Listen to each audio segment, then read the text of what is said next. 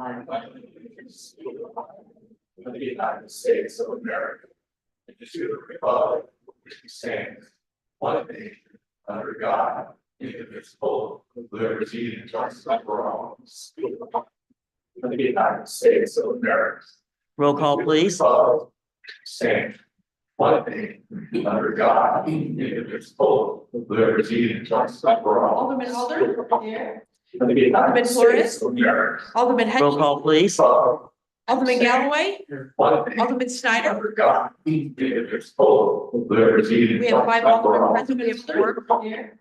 Okay, thank you. At this time, we will look at our minutes from February 15th and March the 4th. First, we'll look at February 15th, our non-legislative session. Any questions or comments regarding the February 14th?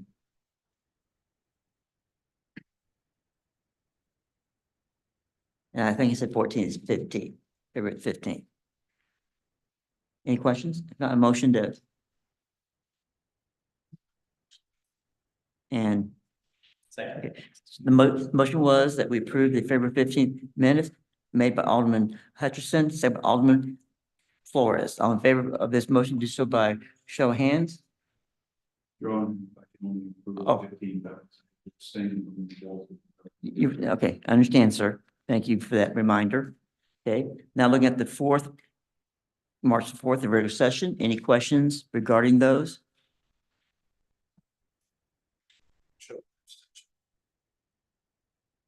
Oh, okay. Okay, did we get that? It's been noted, sir. Okay. Again, any question about the March 4th? Okay, all in favor, do so. We need a motion, please. Okay. Okay, no, we need a motion, sorry. Okay, so made by Alderman Galloway, second by Alderman Alder, and all in favor, do so by show of hands. And that does carry. Okay, thank you all. Okay. There's no first similar matters tonight, but we do have two scheduled guests tonight. And just as a reminder to our two guests that you each have 5 minutes. And just as a reminder, please stay at the podium. And when y'all finish, please back to your seats. But we're first going to begin with the Ozark Chamber of Commerce. And I believe that we have a board member who will be representing them tonight. Good evening, Stephen Harrelson, just a board member, not executive or anything. Only one available, I think, tonight. So anyway, you're stuck with me. But as you know, Ashley Johnson is doing a fantastic job. If we could keep her, we would.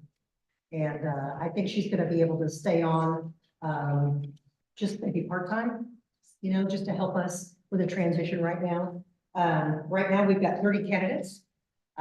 We've been posting, actually talked, when I was in Jeff City last week, I talked to the Missouri Chamber executive and asked her, told our dilemma that we wanted some really, good candidates. And she's looking high and low for us. So far, nothing.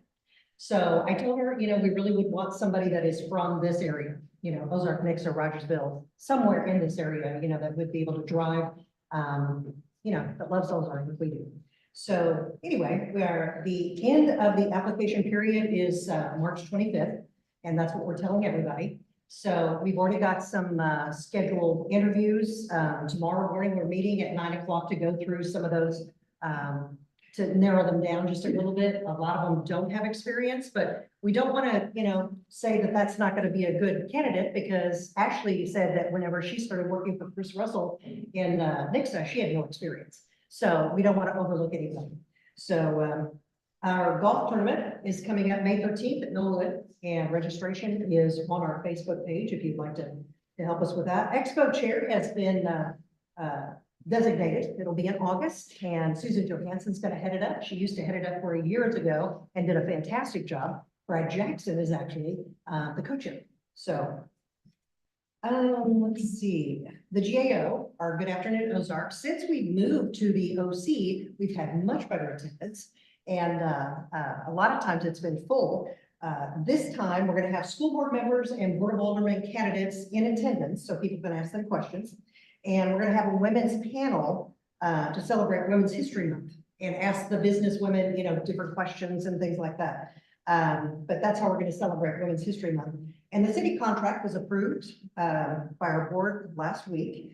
And, our first Friday coffee is April 5th at the Finley Farms, like usual. So, any questions? Yeah, the last chamber meeting was kind of interesting. It was. We Thank you had, for attending. We were in the shelter, the tornado shelter. 3:30 hit, we were at the OIC and the tornado warning started going off. I'm like, let's go to the shelter. So that's what we do. Mayor, yes, we just want to thank you, Susan, for everything that you've done. We really appreciate. It's been a joint effort. Yeah, I love my city. well, we know that and we know how much effort you've put into this. Thank you. Thank you. well, also Susan, regarding the banquet too. I mean, I know you had a great team. I but did. I had a most excellent team. Yes, but it was a wonderful experience in February and so thankful, for the direction the chamber is going. It was. I mean, it was just a good kick that we needed. Yes, So I think we're on the right path now. So thank you. well, thank you very much. Okay. Our next guest is Buddy. Hello, everybody. I think you got a paper like this. At Yes. the very top of it has a link to a YouTube video. Yeah. And would love to have played that video for you. But I was told that we couldn't do that, but I could talk about it. I won't be able to read it off of this because I'm profoundly dyslexic. And I literally, I'm legally blind when it comes to being able to read or write. I see, instead of seeing letters, I see pictures. So as a young child, I never learned how to spell my name. It took me years. I guess I was in the 3rd or 4th grade, and I've already failed the 2nd grade. And when I finally got to that point, everybody else was writing their name and I couldn't figure it out. So I got still and I realized in the beginning that I could draw it. And I started drawing. And I've been drawing it ever since. But everybody has some type of disability. Everybody. You can't expect to see a normal person and think they're completely. Somebody always has a problem. My skills for communicating, I made myself look into this camera and make videos and talk about situations. Ozark, Missouri is a great place to talk about these things because there's a lot of activity goes on in the construction projects y'all put together and other people are working on.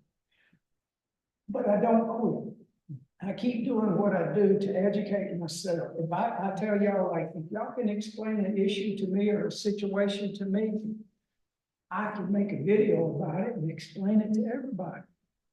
And that's what I do. Now, on onevoicenow.org, it is actually a really good idea. You've invested money into these cameras. You got, your YouTube thing going. Now is the time to negotiate a deal with PBS because it's public broadcast system. That means that it's actually designed for this meeting to be on their network. Their network covers cable channels, satellite channels. Everybody in Springfield and Ozark, all the way to Branson, would see y'all's beautiful faces on television and the internet and radio. And all we got to do is make a presentation and use onevoicenow.org to open the door. Because within One Voice Now, when you go there to the website, you will see that there's a system that nobody before us had this technology. That's the reason that it didn't exist. And that's the reason PBS got away with just doing Sesame Street and, Roadshow and a few other things they do, when they should be talking about this type of business that y'all do in this community. And the county, the county does the same thing. Y'all have a planning and zoning and the county has. Y'all have board meetings and the county has, so everything's kind of duplicated. And we can put all that together and come up with it's a computer system that would actually, everybody would have a chance to hear all of the talk that goes on, but we don't hear. In other words, there's stories that could be told, like this carbon tax deal. with the highway department. For example, there's so much about that I'd like to know more about. And there's no more information. I have to call the highway department and see what they'll tell me. And then Mr. Flores, he said his name is on it. And maybe he can tell me something. We could have a meeting. We don't have to videotape the first one. We'll just get together and talk about it. And then I'll talk you into making a YouTube video with me about it. Our carbon footprint is one thing, but the ability to tell stories to the public is really important. With this system, you'll have a restoration number and a PIN number. And you'll hear the system on the telephone. You enter your numbers. And then whatever is the topic, it will be listed as a number. And like you got it, kind of like a number. And then you can vote on it. 1 for yes, 2 for no. And the system locks you out. Very, very simple systems. It's a computerized system, but it's easy to do. We'll take it one step at a time and get everybody educated in the community on what onevoicenow.org would mean for everybody coming to the same page and the same understanding about the topics. The topics are kind of important to the people. People kind of want to know some of these things. That would help us educate everybody. So we could, in the future, it'd be less of this stuff coming up where people come in here and they're all upset and they're stomping their feet and saying, I didn't know this building was going in here that was 4 stories tall. How are we gonna get the traffic in and out and all of that? That could be diagnosed and talked about way ahead of time. You know, the battery storage deal that's in the county, that's another thing that's controversial. That needs to be talked about, because if they build one, they're gonna wanna build 10. And the fire department can't even handle putting out one fire on that level of that, much less if one unit jump to another unit. We're talking lithium batteries. I know y'all don't have nothing to do with that, but the whole educational system for onevoicenow.org, going through PBS and actually having y'all's broadcast, theirs broadcast, and then the planning and what's it called? Planning and zoning, and the planning and zoning. And that way the people will really see what's coming. I know these things don't sneak up on y'all, do it? They shouldn't sneak up on you because you're making millions of dollars deals, you know, like when that guy bought that land over there for that power station, just using that as an example. He didn't tell nobody he was gonna build a battery place there with a company out of Dallas. What if that company would have been from China? It would have been good. So see, that's the kind of thing that the public wants to know. How far in advance do y'all know these projects, and how well do you know the people? And is it proper, and is it in some type of order to tell the people about these things? Way ahead of time when you know it, when y'all know it, and when the first indication of something comes down. Because the company that's gonna build that, let's use the battery. Okay, Mr. Huggins, we're getting into details, and like I said, we received your information, and I seen the video, I read the material. My question is, do we have questions for him about the process, how using PBS and the voting and everything process that One Voice does? Do you have questions about that? Because that was why you want to come tonight. Yeah, Right now you get into the details, please. But that's not part of the discussion. We're talking about One Voice. So I want to see One y'all. voice will be the vehicle for Yeah. getting this kind of Yeah. information out to the people, whether it's the city or the county. That's the gist of it. Right. Well, that battery thing is gonna come back to bite a lot of people in the butt. Yeah, but my question is, do the Alderman have questions about the One Voice, but what you came to discuss tonight, and you want to ask some questions about? Yes, Alderman Snyder? Are there any fees attached to it? These. Are there any fees attached to the service? No, as far as what a public broadcast system should be doing, they should already be doing. It's a process that's free. It's the grants and all the things have been put in place, but have you ever watched PBS and see, you know, the road show and see the, you know, Sesame Street? Can you imagine having the city business broadcast it like that?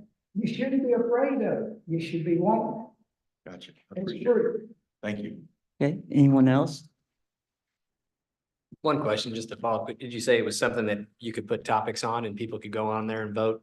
Like just their opinion of it? Y'all got topics up here right now. You got something that's got that carbon footprint tax thing. Well, it's not a tax to you. I said, maybe we'll turn into that when we were discussing it, but right now it's just some type of entering into agreement with Mississippi Highway Traffic. How do you say that? MDOT, MoDOT? MoDOT. That's Missouri Department of Transportation. And somehow y'all gonna enter into contract with them. I don't think the people know what that contract is, but that's what onevoicenow.org will try to help everybody get on the same page. In a way, it's gonna help y'all. But somebody said, well, y'all don't want to tell people everything. I think we do. I think y'all do. I think it's to everybody's advantage to know what's going on. Because times gets to get rough and tough. And the outside world is going to need calmness. And y'all can bring that with, PBS channel. Y'all could have spin-off shows.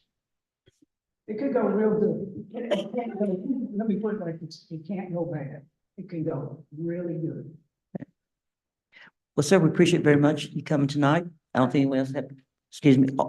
Yes, ma'am. I just wanted to say, I do appreciate your thoughts, but I take issue with you saying that some people say that we don't want people to know. We want people to know everything because we represent the people.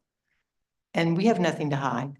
I know, but there's people in the community that tell me when I'm out riding the bicycle and talking and walking and running and, out when I'm doing my videos in public and things, construction projects, I talk to everybody. And there's a lot of people who are confused. They don't know how to find the videos. Nobody's watching your videos. Nobody has an idea exactly how it works. Yeah, well, and a good way for those people to find out is to come to our meeting. It's open to the public and we have it on Zoom. So please tell them to watch Zoom. Tell them to call us. Our numbers are listed on the city's website. We all talk to people all day long about what's going on. We'd be glad to talk to anybody. So please pass the word out for us. We appreciate if you do that. I want to see everybody comfortable with what you're doing now, what you can do in the future. Yeah. What you've done in the past, these folks may. Well, we want to hear that too. We want to hear from them. So tell them to please come to our meeting. Look at all the chairs there. We're welcoming people. We put these chairs out hoping they will be full. So please tell them to come. Population, the local people understand to come here and talk, have the conversations, and we're gonna get the information using One Voice Now would help everybody. So y'all keep going to the website, keep reading the information, keep watching the videos. It's really simple. We can do this. Thank you. Thank you, sir. Appreciate it.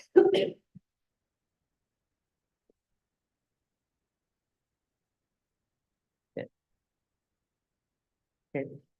Well, now we'll turn to our first reading of bills and resolutions, and these would be open for public discussion at the appropriate time. First, we're going to look at bill number 3544. You might, please. Sorry. Sorry. I move to place bill 3544 on its first reading by title and description only. Okay. Okay. Okay, the motion is to place bill number 3544 on by title only in first reading. The motion was made by Alderman Hutchinson, the second by Alderman Alder. All in favor to vote on the motion, discuss bill 3544, do so by show of hands. And it does carry. An ordinance authorizing the mayor to enter into a contract with Alltech Solutions Group Incorporated for information technology services. Okay. And is this going to be, yes, Mary Edna Wilson going to discuss this particular contract? We did advertise this, put it out for bids. We got 10 bids. The clerk returned one because it was received late. So we analyzed 9. I think you got a copy of the bid tabulation. They pretty much all had the qualifications and the experience necessary to do the service. Proximity was an issue for the top two, well, the top four actually, but one of them was in Chicago, one of them was in New Jersey. We didn't think that was possible. One was in Joplin, which isn't terrible. I mean, that might have worked. When the other one was in St. Louis. So the understanding the scope of work, the top three did not include, well, almost none of them included, except one, the licensing cost, which is a huge factor. But the top three did not provide a price either, and we did request that in the advertising. So basically, it came down to analyzing the price. And there was one lower than what staff is recommending. They did not include the licensing or the phone service and support that we have. And they did not include backup for the server. So even though their price was a little bit less, they didn't include all of the things that we need. So that left Alltech, which is the firm that we've used the last several years, 5 years, maybe. I don't remember that contract, but their price is $13,191 a month. Of that, $2,500 of that is for licensing. So that includes Microsoft licensing, which is our email. Different levels of Office are included in that. CGIS licensing for the police department is included in a Visio license for a couple of employees. So that's part of the $13,000.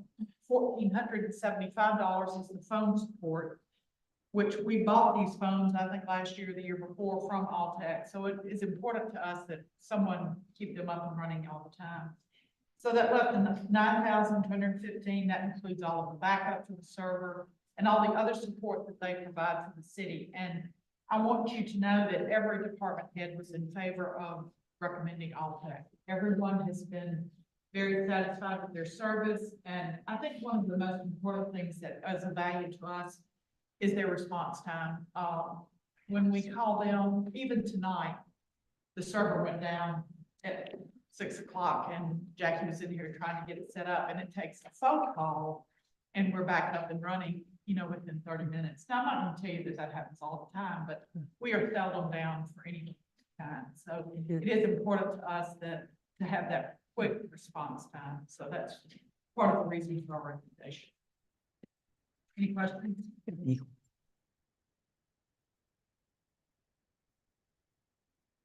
I am not seeing any questions. Since this is the first reading, is there anyone here who wishes to speak for or against this bill? 3544. And I forgot to ask anybody on Zoom. Okay, thank you. I always forget to ask that before the meeting. Okay. Board did not have any response, so therefore bill number 3544 will be held over to our next meeting. We're now going to turn our attention to bill number 3545. Your Honor, I move that we place bill 3545 on its first reading by title and description only. Okay, so the motion is that bill number 3545 be placed on its first reading by title only. The motion was made by Alderman Flores. It's seconded by Alderman Snyder. All in favor of voting to discuss bill 3545, do so by show of hands. And that does carry. An ordinance authorizing the mayor to enter into a contract with Missouri American Water Company for the acquisition of the Spring Valley Water System. Okay, and I believe we have Director Jeremy Parson.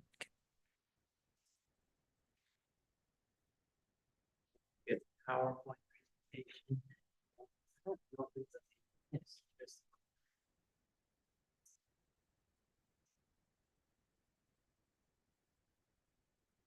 Good deal. Well, we'll go through this relatively quickly, or take as much time as we need to.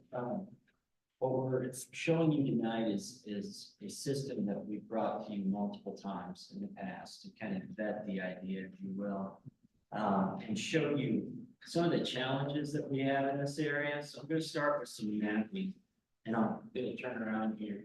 But as you can see, Ozark High School is located right there. Village Inn is located in that would be the southwest corner. This area shaded in the red hashing is the area that we call Spring Valley, and it's controlled by Missouri American Water. And we've talked about this a few times. We had some new maps put together. I wanted you to see kind of what has been annexed and what hasn't been annexed over the last couple of years. You can see that this pink shade, I think it's pink, shows that that was annexed, and then you got facilities such as Creative Audio, the Elks Lodge, all of those along the Highway 65 corridor. And we made some investments in this area. When Creative Audio came in, one of the things that they had to provide because of the size of their building was a fire protection system. So we worked on a cost share and worked to get that board underneath 65. What's driving this is you basically got Missouri American Water with a small system that until this time was kind of served on a peninsula, if you will, on the way in, and then anything happens to that, guess what? You've got problems throughout the entire system. But what we're seeing over in this area, and I think we can all get excited about this, is the opportunity for redevelopment.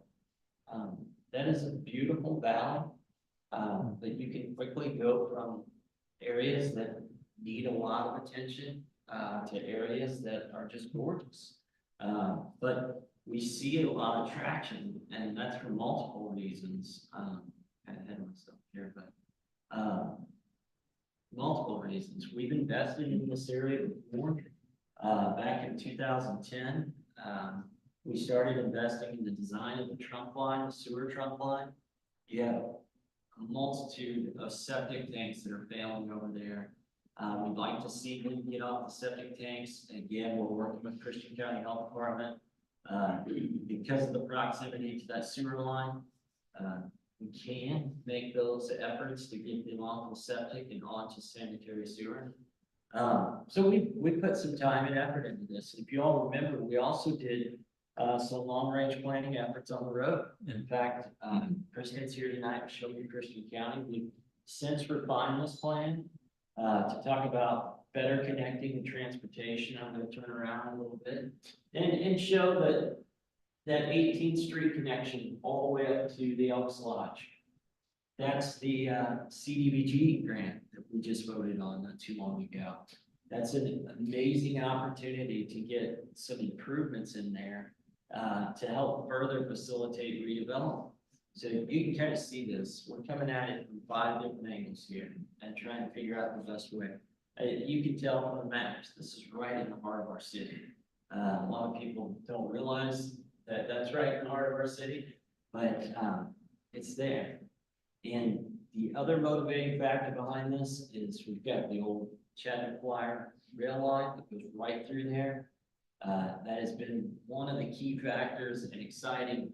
One of the main property owners in that area for the Creative Audio, and he's bought several other parcels of land.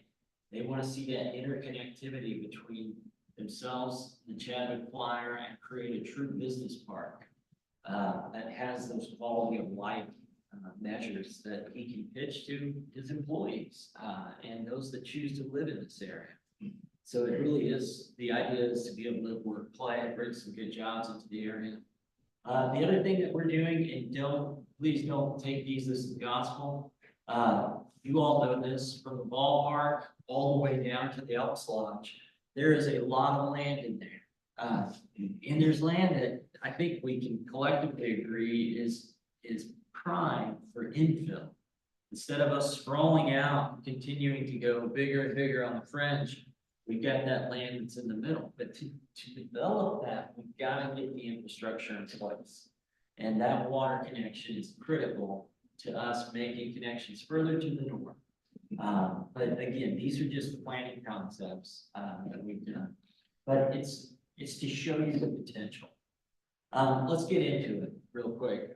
It's about 144 acres. There's 140 addresses in that area, but there's 95 customers.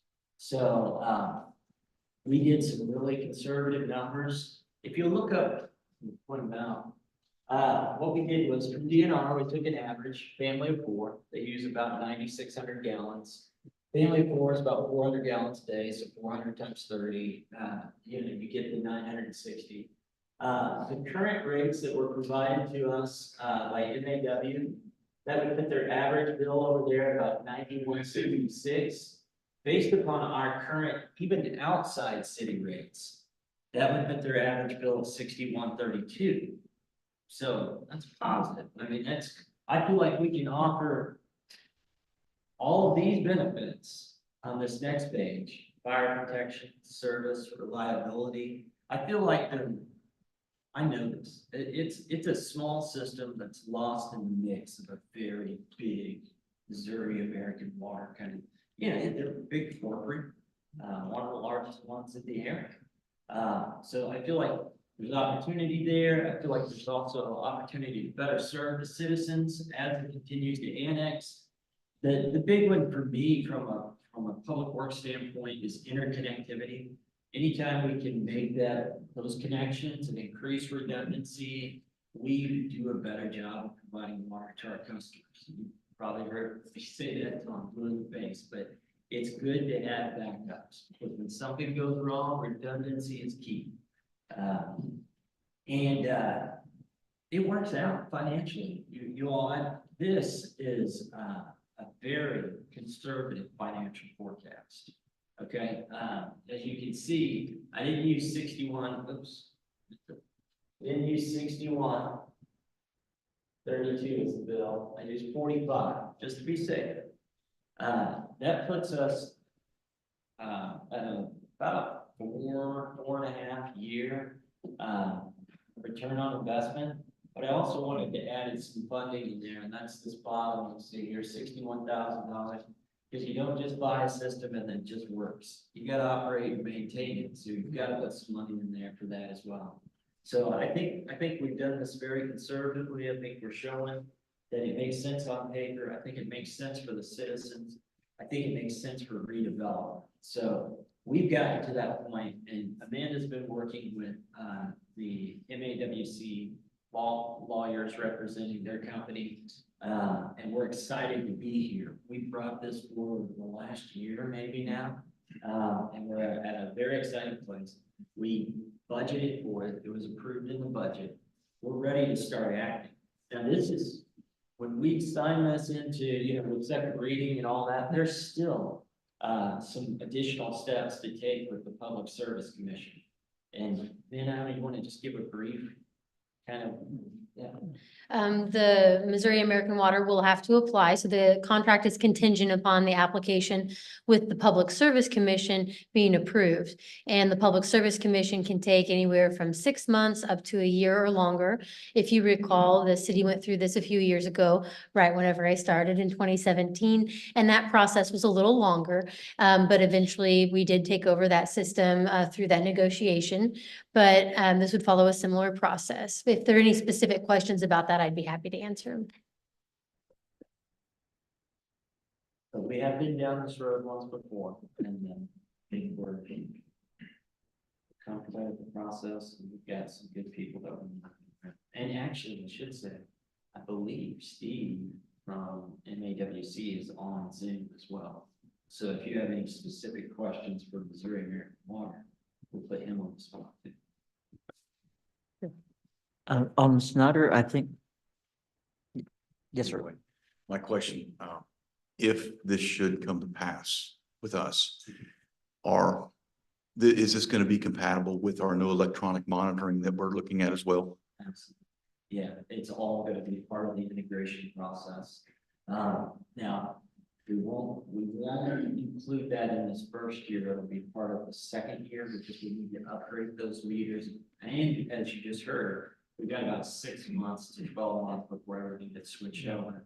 But those meters are in, and that's part of the 5-year rollout. It includes the Spring Valley meter. Okay, so the cost of that equipment is going to be It's all- included in with this or over a 5-year span? Over 5 years, it's all included within the AMI contract that we passed a couple of weeks ago. So that calculates the 10,000 plus meters. It's all calculated. Okay. So 5-year rollout, so that we can, it's a large cost, so we want to spread that out a little bit. But I think when we see the benefits of it, it'll be well worth the investment. Gotcha. Thank you. Forrest? Really, I just had more of a comment, but it was good foresight from the Public Works Department whenever they were putting that main under the highway, and we just had to pay the difference to upsize that main. Because I think the key word there is redundancy to that area, because we only have, like you said, one way in, one way out. And yeah, I think between the redevelopment that we know is going to come into that area and just better service for our citizens alone, it was a great deal. And I think, like I said, applaud you guys for having the foresight to take that opportunity. That way we were able to get a whole lot of water main across there for much less of a price at that time.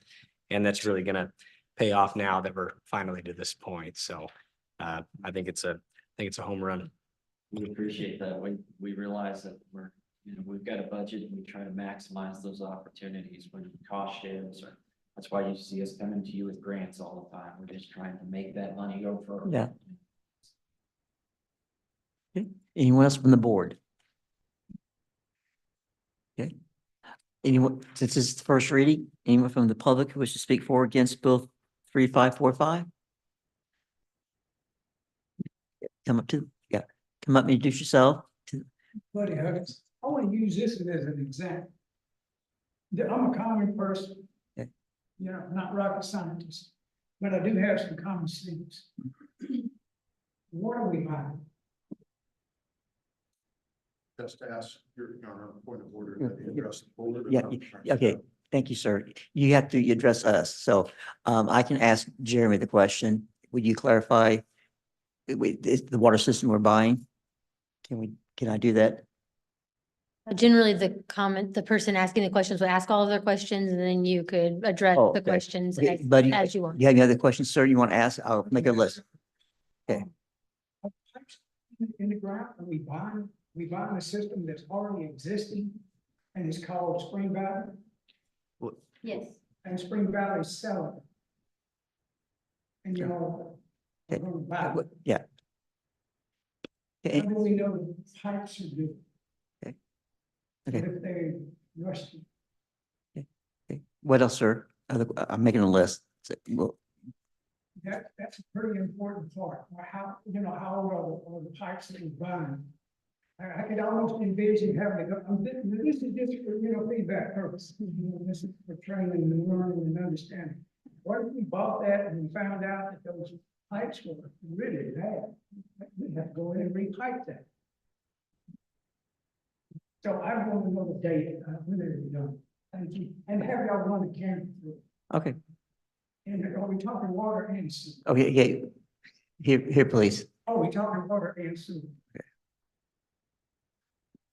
Okay, Thank you. thanks, sir. I'd like, if Director Parson, come back up, please. First question is kind of what am I following protocol? If you'd like, Mr. Parsons to answer the questions, that'd be fine. Yes. I think I could also answer them pursuant to the contract either way. Okay. So the city's purchasing the system from Missouri American Water. It is just a water system, not a sewer system. And there are provisions in the contract itself, which I worked on with the attorney for Missouri American Water, that have terms that require Missouri American Water to ensure there are no environmental hazards in the infrastructure that they are selling to the city. The city is acquiring the infrastructure, so the actual pipes and anything that comes along with that. And we have an opportunity as well to do an environmental assessment pursuant to the contract terms. So the city has taken precautions to ensure that the infrastructure itself and anything that comes along with it is in, environmentally safe, standards and meets those thresholds. Okay, thank you very much. Board, any other questions? If not, then bill number 3545 will be held to a future meeting. Now we're going to move on now to our second readings, and therefore it's now close to public discussion. We're going to look at now bill number 3543. I move that we place Bill 3543 on its second reading by title and description only. Do we have a second? Second. Okay, okay. So therefore, bill number 3543, it's on a second reading by title only. The motion was made by Alderman Flores, is second by Alderman Hutcherson. All in favor of voting on this motion, discuss bill 3543, do so by show of hands. And that does carry. An ordinance authorizing the mayor to accept and enter into a contract for a Missouri Highways and Transportation Commission Carbon Reduction Program Agreement. Okay, Director Jeremy, anything? This is the second reading. Anything you wish to add to our previous? I just wanted, because we talked about this a little bit earlier, the carbon reduction program is very similar to the transportation alternative programming. These funds were allocated by Congress in the Infrastructure Investment and Jobs Act. So potato, Yeah. this funding comes down in all different names. It's also known as the bipartisan infrastructure law.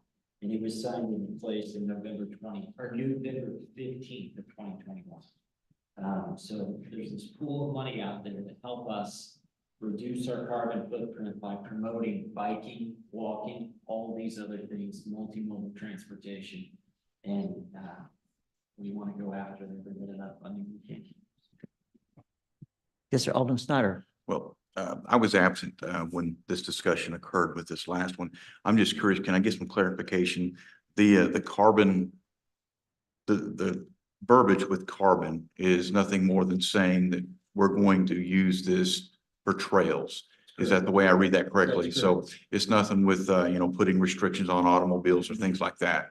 So this is just their way of saying, hey, we want to give you some type of funding to reduce carbon emissions by promoting walking, cycling, things like that. You nailed it. That's it. Okay, I just want to make sure that is clear Yeah, because, there's no strings attached in terms of carbon or anything like that, reducing emissions. In and of itself, by promoting multimodal and different forms of transportation, that is reducing carbon. So. it is, and this is going to directly affect the Chadwick Flyer, things of that nature. That's right. Yeah, explain the location. At the last meeting, we showed you a map and you may have a PowerPoint still, but basically you know where the trail ends at the end of the Finley River Trail underneath the Jackson Street Bridge. Mhm. So right now it's just kind of an abrupt dead end. It would continue all the way to the public access trails within the Finley Farms and then connect to that'd be the northeast intersection of Highway N and Jackson Street. So you're completing that loop. That current sidewalk has been ended at that location for, 12, 15 years now. Yeah. So we finally found the opportunity to make. Yeah, it's by the Golden Dragon. It would pass. Yeah, just go right under the bridge. Yeah. So. Gotcha. Thank you. Yes, Alderman Just Flores. a point of clarification. I know the answer to it, but I wanted to go ahead and ask it. There wouldn't be any kind of tax or anything that would be applied to this due to any carbon emissions or anything like that. No, it's just all part of that investment act, Infrastructure Investment Act, and it's the funding that's available. We go after the funding. Thank you. Alderman Galloway. So I'm gonna be able to take my bike to the trailhead. That will take me over to link up to Garrison Springs Park. That's the goal. Yeah, absolutely. With what you've seen recently with the governor's cost share program and continuing that trail, it's all about connectivity. You guys have heard me get up here and get excited about that several times, but it's all about connectivity and connecting these nodes of activities in these different areas that have either historical or environmental or just beautiful areas to visit. Quality of life is really what it comes down to. And I can't stress enough, and providing the alternative for somebody to jump on their bike and run up to Cox South. I'm a radiologist, and guess what? I can get there in 17 minutes on a bike. I'd rather fight Highway 65 traffic or pick a nice day to get on my bike. I know the answer, my answer, but. You make it from here to Cox South in 17 minutes and you're like, I'm on call. We might have to race. And the Garrison Springs Trail is gonna be done this year. Cameron, you want to speak to the Garrison? Oh, I don't need to, but it's on deck, so we will have a really well-connected trail system. Thanks to this, soon, thanks to this particular grant. Yeah, filling those gaps are so critical. making sure that we get that interconnectivity. Yeah. And I'll be able to drive my big SUV there without having to pay an extra tax. Okay, thank you. Okay. Any other questions for? If not, I move that we adopt Bill 3545 as ordinance 24-028.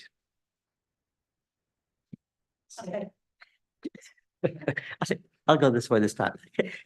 Okay, the motion is that we adopt Bill 3543 to become ordinance 24-028. The motion is made by Alderman Flores, is seconded by Alderman Alder. Roll call, please.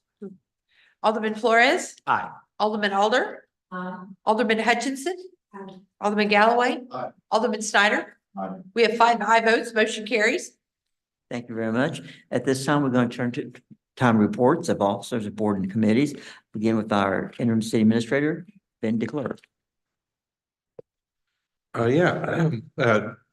Talking about the acquisition of the Missouri American Water System, and there were some questions just about sewer. So Jeremy and I have been talking, and we're pretty intent on having a broader sewer discussion about the north part of town with the board at a future breakfast meeting. We've got some ideas that we think are far-sighted that I think will help us to attract the kind of development that the board's looking for in town.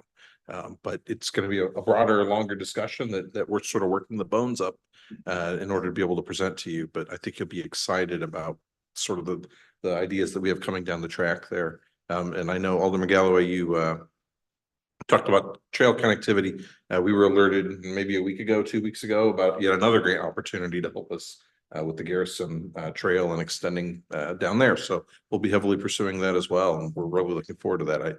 Garrison Springs is absolutely the jewel of this community. I'm fortunate to have been down there, and we're very much looking forward to our push to get that open to the public later this year. Okay. Any questions for our city administrator? Okay, this time we'll have come forward our planning and development by Director Kim Smith. Microphone hasn't been on all night. So anyway, slightly, we were up a little bit over permits this time last year. However, not as much as 2022. But we are seeing a tick going up in the positive on permitting. So that's good news. Other than that, not a lot of new stuff that came about in the month of February, but be happy to answer any questions. Okay, I think Alder first. Hi, what's humble abode? Humble abode? I don't know the specific details, but that is the 55 plus residential area Farmers Branch, just on the right side across from Suite okay. Apartments. They're wanting a sign. They're just doing a new sign, I think. Oh, okay. And then River Ranch Apartments. Yep. So River Ranch Apartments, the apartment complex up in the Deerbrook commercial area, kind of northwest of Big O Tire, the Come and Go McDonald's. Okay. It's the second phase. They've completed 4 buildings in the clubhouse, and this is the remaining 4 structures that they'll be building. Okay. Okay, thank you. Yep. Okay, Alderman Snyder, sir. The property west of Walmart, across 65. Mhm. What's the condition of that? What's going on with that? So that property was annexed and zoned several months ago as office warehousing, and the developer was planning to do a storage facility there. At this time, they had started some submittal for like land disturbance and grading and got that completed. But we have not completed a building permit for future development. I have heard they've had some interest in maybe possibly selling, pursuing other opportunities on that property, but we haven't gotten any submittals. It's my understanding that was going to be storage. Yes, that's correct. That's still the intent. That so far that is the intent. That's what it was zoned for. But at this time, they haven't pursued developing those storage facilities. One of the struggles with that property is getting water and sewer over there, and that's why one of the opportunities was for storage. Property to ready to sell. That is the Valley Ridge Estates subdivision that's under construction. They completed phase 1, kind of in the northwest corner with the final plat, and are building homes out there now. Now they're working on the phase 2 improvements that reaches the remaining southern part of that property. To your knowledge, will there be any type of container wall?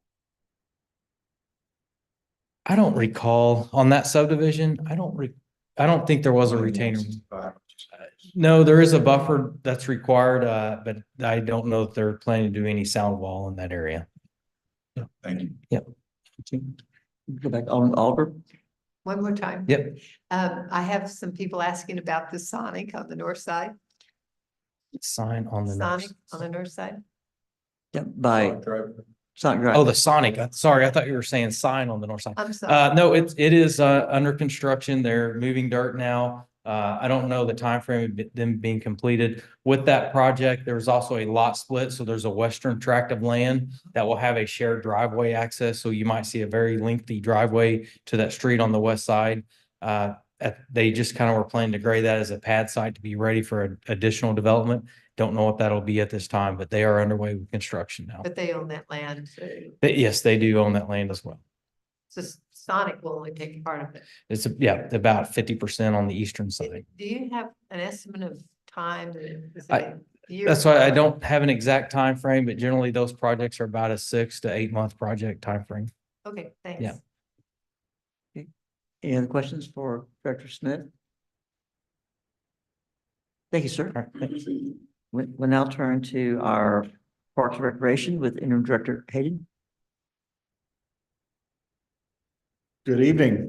So you guys have the written report in front of you. You can see the OC is still booming. One thing we're really excited about at the end of this month is we will be doing our facility assessment. So that is a top to bottom check of everything at the OC, from plumbing, structural, architectural, and then aquatics. So that doesn't necessarily fall under plumbing, but there's an aquatics consultant coming in, and HVAC, which will come into terms later this year. I'm very excited about that. All the engineers will be on site checking the facility out on the 25th and I believe the 26th as well. Programs are booming. I realize that this is now a 4-page report, so I apologize for that. It seems to have grown a little bit. The biggest one and close to my heart is summer camp registration was Saturday. We said we'd have 200 registrations. We had over 250. We are waitlisted in the 3rd through 6th grade group already. And the K through 2, we actually added 60 spots this year, but I expect we'll be waitlisted soon. So that's very exciting. If you know good young people who need a summer job, who you would trust your own kids with, that's kind of my standard. Definitely send them our way because we're hiring lifeguards, concessions, and of course camp counselors. That's a big push right now. You can see our childcare programs have been going on. Our swim team continues to perform really well. And even youth sports. They're kicking off youth soccer. I think first games are this weekend. And then baseball registration, volleyball registration just closed as well. I'm happy to answer any questions on these 4 pages of this novel that I gave you. I was curious, the sensory swim, is this the first time y'all done that? No, so the sensory swim is one that CC Links has worked with us for a long time. So that's CC Links, Christian County Links, based out of Nixa, is for individuals with disabilities. They've partnered with us on that for many years now, even sometimes I believe at the outdoor pool in the past as well. And so it's a very exciting thing. They're great partners. They work with us at the Festival of Frights and other events, and they actually do some training for our staff in working with individuals with disabilities. But no, this was the first this year. We'll probably see 2 or 3 more in 2024. Very good. Any questions for Director Hayden? Okay, yes. Just appreciate the good job you do. Thank you, Hayden. Oh, well, and I was thinking as we look at this, talking about Garrison Springs, which has been a topic a lot this evening, it's really a whole city push. Public Works, I was gone the last 2 weeks. I was at a conference the week before and then vacation last week. So my understanding, Garrison Springs looks entirely different this week versus 2 weeks ago. Public Works has been out there moving dirt with the skid steer. Of course, planning and zoning has been instrumental throughout the process. Communications is helping with signage. The police are even helping on how we can have a crime prevention mindset at Garrison Springs, given its more remote nature. So it's really a huge push by the whole team across the board. Amanda has been instrumental too, legal and admin. I just can't name a specific way off the top of my head, but she's great. On floor has a question. I was just gonna see if there was any update to the pool. So the pool, yes, we are going to do a request for proposal. We worked with the company that identified the leak. They gave us basically a bid on repair.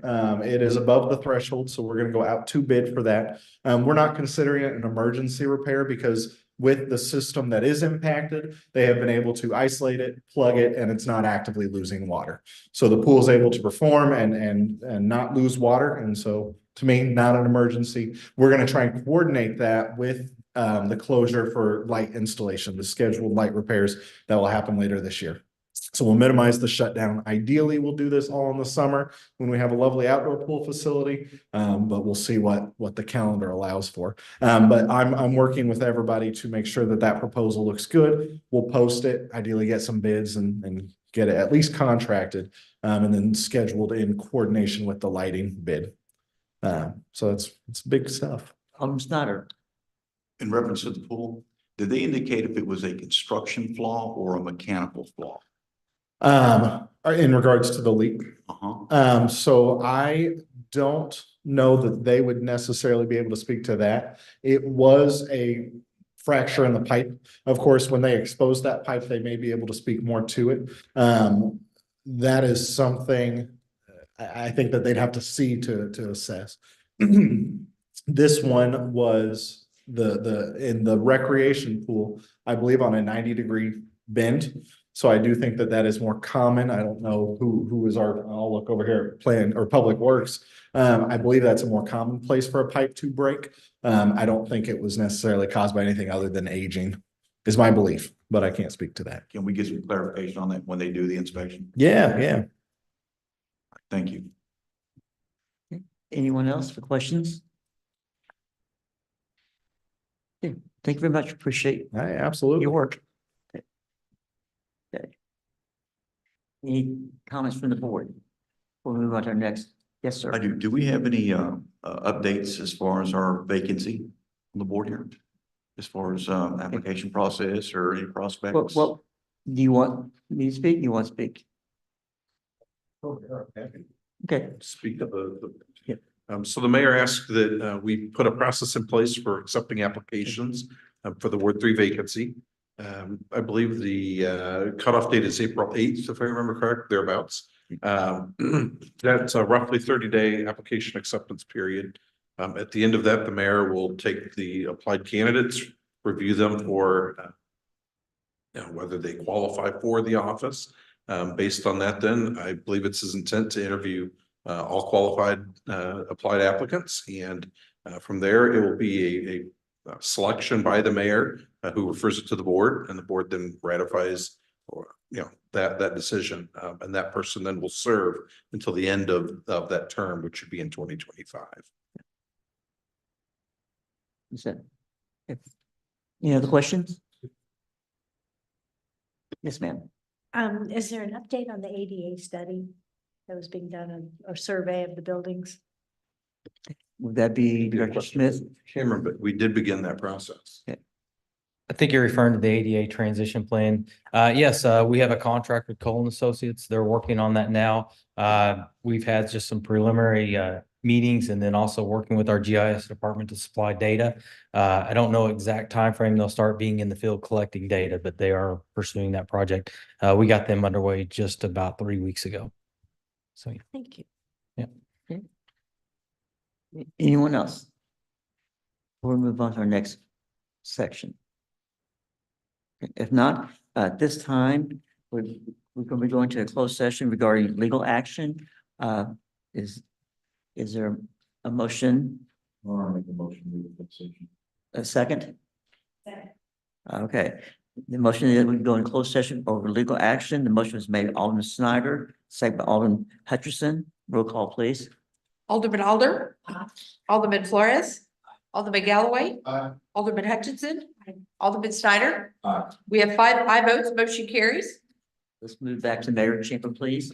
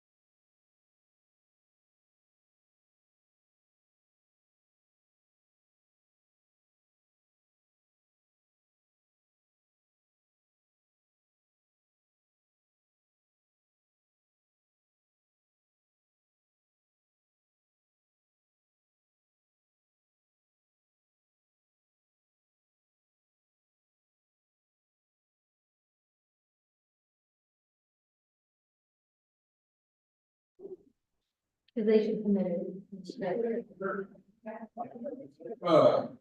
Wait, was this the week where we moved it? Yes, this week, tomorrow at 3. 3. 3, okay. You had some conflict, Bruce, your secretary reached out. Yeah. That was. Okay. Now, tomorrow, yes, the agenda meeting tomorrow is at 3 o'clock for the ones who are involved. It's not 8:30. No, we have, it is, sorry, it's in the ball game. We have an agenda meeting every Tuesday morning, 8:30, but because his schedule will move to 3. So just as a reminder. And then plus Thursday morning, 8:30. Thursday morning. For work session. Yes. So, motion to adjourn.